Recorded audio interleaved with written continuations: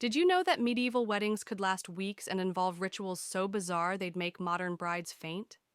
Imagine a bride forced to bathe in public to prove her purity, or guests brawling over who got to keep the groom's garter. These weren't your average I do moments. They were wild, chaotic, and sometimes downright dangerous. Stick around because we're diving into the jaw dropping world of medieval European weddings, uncovering rituals that'll leave you shocked, amused, and maybe a little horrified. From strange customs to scandalous traditions, you'll never look at weddings the same way again. Let's start with the engagement, which was less about love and more like signing a medieval business deal. Back in the 12th to 15th centuries, especially in England and France, marriages were often arranged to secure land, wealth, or political alliances. A noble family might betroth their kids as young as 7, though the actual wedding usually waited until they hit their teens. The betrothal ceremony was a big deal. Think of it as a legally binding pre-wedding contract. Both families would gather, exchange vows, and sometimes even swap gifts like rings or a fancy dagger to seal the deal. But here's the kicker. Breaking off an engagement could spark a feud or even a small war. Imagine calling off your wedding today and risking a lawsuit or a sword fight. What's the wildest engagement story you've heard? Drop it in the comments. I'm curious. Now let's talk about the lead up to the wedding day, which was anything but calm. Before a bride could say her vows, she often had to prove her worthiness through rituals that sound like they belong in a fantasy novel. In some parts of medieval Europe, like Germany, a bride might undergo a public bath to symbolize her purity. Picture this: a young woman, surrounded by village women, dunked in a communal tub while everyone gossiped about her virtue. It wasn't just about cleanliness, it was a spectacle to prove she was marriage material. Meanwhile, the groom wasn't off the hook either. In England, he might have to host a feast for his future in-laws, slaughtering his best livestock to show he could provide. These pre-wedding rituals weren't just prep, they were tests of status and stamina. If you had to prove your worth to your in-laws with a crazy ritual, what would you pick? Share below. As we moved to the wedding day itself, things got even wilder. Medieval weddings were rarely quiet affairs held in a church. Instead, they were massive, rowdy festivals that could stretch over days or even weeks, especially among the nobility. The ceremony often started at the church door, not inside, because that's where the couple publicly exchanged vows in front of God and the community. In France, priests would bless the couple right there on the steps, with crowds cheering or heckling. After the vows, the real party began. Feasts were the heart of the celebration, with tables groaning under the weight of roasted boar, swan, and towers of spiced bread. But it wasn't just about food. Entertainment was next level. Jugglers, minstrels, and even mock battles kept guests hyped. In some regions, like Scotland, guests might stage a kidnapping of the bride, where the groom had to rescue her from his own friends. It was all in good fun, unless someone got too drunk and drew a sword. What's the most over-the-top wedding party you've been to? Tell me in the comments. Let's zoom in on one of the strangest wedding rituals, the bedding ceremony. If you think modern weddings get awkward, try this on for size. In medieval Europe, especially among the upper classes in England and Italy, the newlyweds were escorted to their bedroom by a crowd of family, friends, and even local clergy. The goal? To witness the marriage being consummated, or at least pretend to. The couple would be tucked into bed, sometimes with guests offering bawdy jokes or blessings for fertility. In some cases, the priest would sprinkle holy water on the bed to ward off evil spirits. Talk about pressure. For the couple, it was less about romance and more about proving the marriage was legit, especially if land or titles were at stake. Lower-class couples weren't always spared either. In villages, neighbors might bang pots outside the house to encourage the newlyweds. Can you imagine your wedding night with an audience? What's the most awkward wedding moment you've seen? Hit the comments. Now, let's talk fashion, because medieval wedding outfits were a spectacle of their own.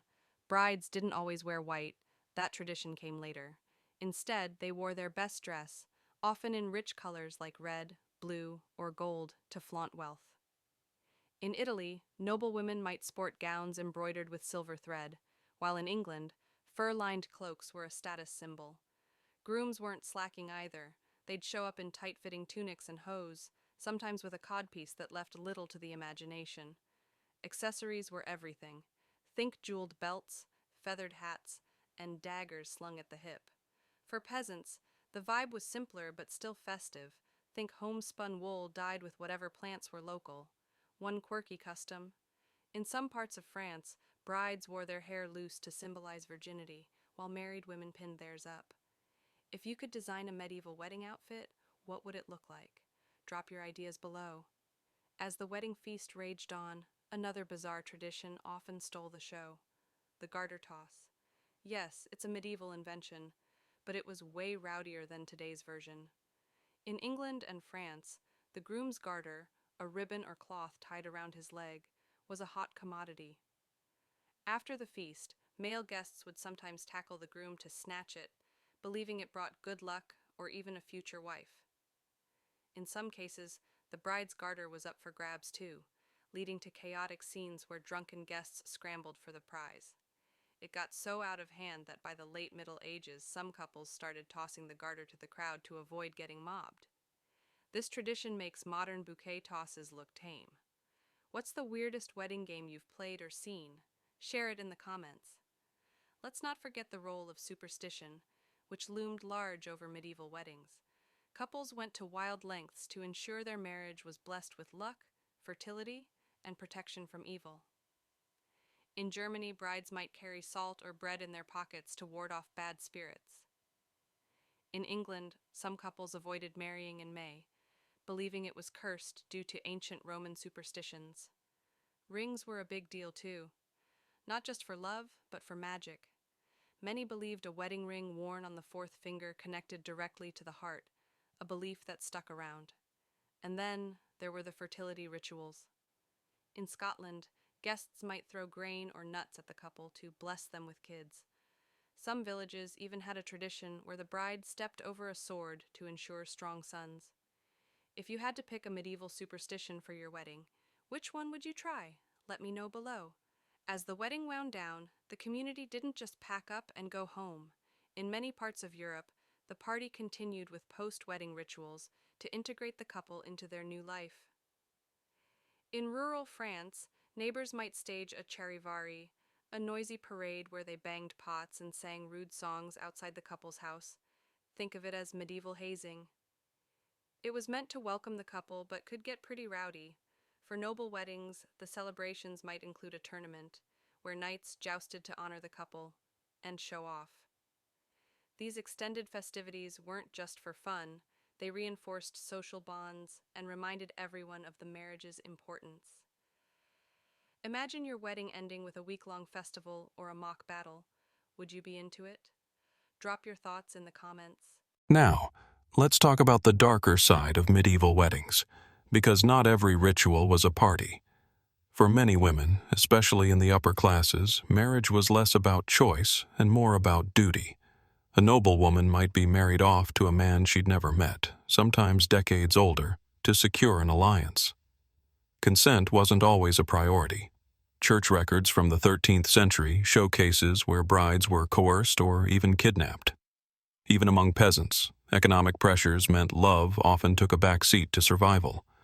And then there were the dowries. A bride's family had to cough up land, money, or goods, which could bankrupt poorer households. If the dowry wasn't paid, the wedding might be called off, leaving the bride humiliated. It's a stark reminder that medieval weddings, for all their wild rituals, could be tough for those involved.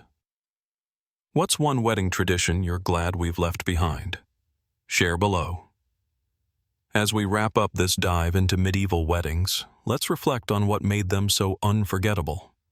From public baths to rowdy garter chases, these rituals were about more than just tying the knot. They were about community, status, and survival in a harsh world. The feasts, the fashions, and even the superstitions show how much thought went into making a marriage stick, both socially and spiritually. Some traditions, like the garter toss or exchanging rings, even survived into modern weddings, though they're a lot tamer now. Next time you're at a wedding, just imagine what it'd be like with a bedding ceremony or a mock kidnapping thrown in. If you could bring back one medieval wedding ritual for fun, which would it be? Drop it in the comments and let's keep the conversation going. Before you go, hit that like button if you were shocked by these wild rituals, and subscribe for more deep dives into the craziest parts of history. Share this video with anyone who loves a good wedding story, or just wants to feel better about their own awkward wedding moments. And don't miss our next video, where we're uncovering another medieval secret that'll blow your mind. You won't want to miss it. What's the weirdest historical tradition you've heard about? Comment below and let's talk. And